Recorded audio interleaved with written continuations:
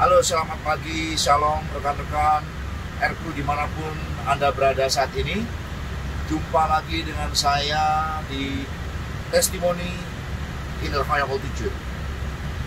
Baik, pagi ini ada teman saya yang menanyakan bahwa kalau Tuhan Yesus adalah juru selamat, maka bagaimana dengan orang-orang yang mati sebelum Yesus datang ke dunia ini?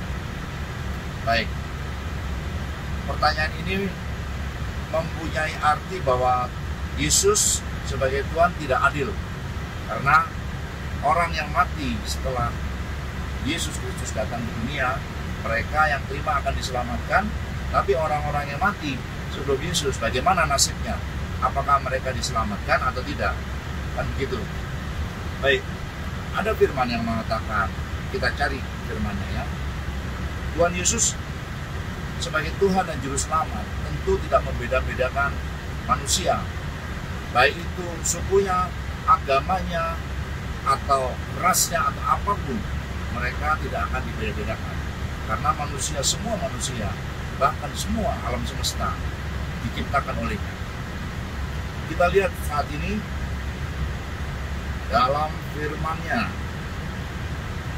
di Yohanes 5 ayat 25 berkata, "Kepadamu sesungguhnya saatnya akan tiba dan sudah tiba, bahwa orang-orang mati akan mendengar suara Anak Allah, dan mereka yang mendengarnya akan hidup." Satu ayat ini mempunyai arti bahwa orang-orang yang sudah mati sebelum Yesus datang ke dunia, mereka yang mendengar firman Tuhan, mereka akan hidup. Artinya hidup itu bukan muncul hidup lagi, tapi mereka akan diselamatkan nanti pada waktu akhir zaman. Kemudian, janganlah kamu heran, kita nggak perlu heran, sebab saatnya akan tiba bahwa semua orang yang di dalam kuburan akan mendengar suaranya. Bayangkan, orang yang sudah mati di dalam kuburan pun mendengar firman-Nya. Yohanes 5 ayat 39, "Kamu menyelidiki kitab-kitab suci, sebab kamu menyangka bahwa olehnya kamu mempunyai hidup yang kekal. Tetapi walaupun kitab-kitab suci itu memberi kesaksian tentang aku nama Yesus ya." Jadi banyak orang berpikir bahwa dengan menyelidiki kitab-kitab suci mereka bakal diselamatkan, mereka akan hidup kekal di surga. Padahal Yesus mengatakan, di dalam kitab suci mereka, kitab suci saya, dan kitab suci apapun, itu ada nama Yesus. Ya, jelas di sini.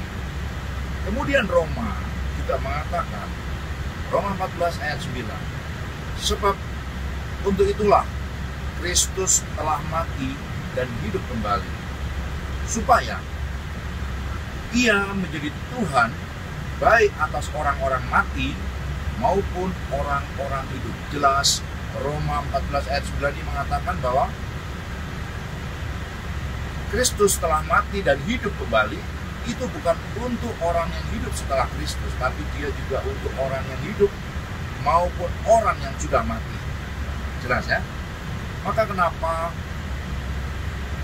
iblis mencegah kematian Kristus?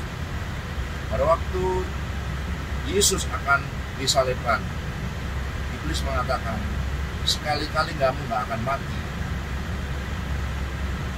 Karena dia cegah bagaimana supaya dia tidak masuk ke alam roh.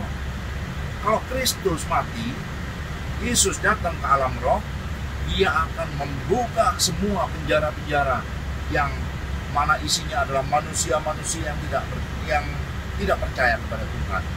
Pada waktu zaman sebelum Kristus, semua orang mati adalah milik iblis. Maka ketika Kristus mati, di waktu 3 hari dia di alam kubur, di alam roh, roh-roh yang saat itu dipenjara oleh iblis, dia akan dibongkar dan mereka diinjili oleh Kristus, disampaikan firman oleh Kristus, karena Kristus adalah firman sendiri. Dan barang siapa yang percaya, sekalipun dia saat itu sudah mati, dia akan hidup dan menerima keselamatan. Kita buka sekarang ya, bukti dari apa yang saya sampaikan ini. 1 Petrus 3 ayat 18. 1 Petrus 3 ayat 18. Sebab juga Kristus telah mati sekali untuk dosa kita. Ia yang benar untuk orang-orang yang tidak benar. Termasuk saya orang tidak benar. Tetapi Kristus mati untuk saya karena saya tidak benar. Supaya ia membawa kita kepada Allah. Ia yang telah dibunuh dalam keadaannya sebagai manusia, tetapi yang telah dibangkitkan menurut roh. Jadi Yesus mati sebagai manusia, tapi hidup kembali oleh karena roh. Dan di dalam roh itu juga ia pergi memberitakan Injil kepada roh-roh di dalam penjara. Sudah saya katakan tadi bahwa Kristus mati, masuk alam roh, dan memberitakan Injil kepada roh-roh yang ada di dalam penjara iblis. Bagaimana saudara? Sudah jelas? Teman-teman semua sudah jelas bahwa tidak ada pertanyaan lagi bahwa Yesus tidak adil. Dia hanya menyelamatkan orang yang hidup setelah zaman Yesus. Tapi bagaimana orang-orang yang mati sebelum Yesus? Orang-orang yang mati sebelum Yesus, mereka juga diselamatkan. Roh-rohnya akan diinjili oleh Yesus. Tapi barang siapa yang percaya dia diselamatkan, barang siapa tidak percaya, dia sudah ada di bawah hukum. Oke? Terima kasih. Shalom. Tuhan Yesus memberkati. Sampai jumpa.